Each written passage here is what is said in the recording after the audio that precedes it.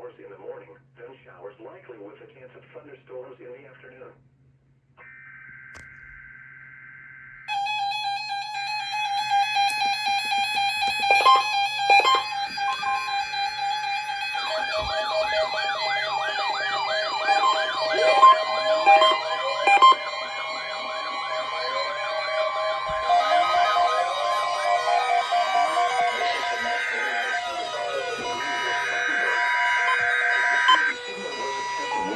Station WXL70's public warning system.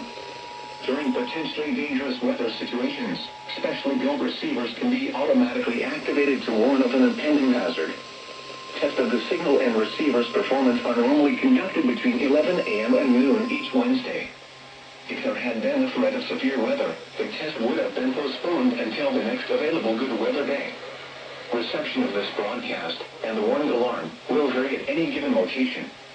This variability, normally more noticeable at greater distances from the transmitter, can occur even though you are using a good quality receiver in good working order.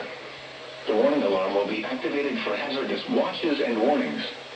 For station WXL70, broadcasting near Charlotte, on a frequency of 162.475 MHz, the warning alarm will be activated for the following counties in North Carolina: Alexander, Anson, Cabarrus, Catawba, Cleveland, Gaston, Ardell, Lincoln, Mecklenburg, Montgomery, Richmond, Rowan, Stanley, and Union. In South Carolina, Cherokee, and York. This concludes the NOAA Weather Radio All Hazards Torn Alert Test.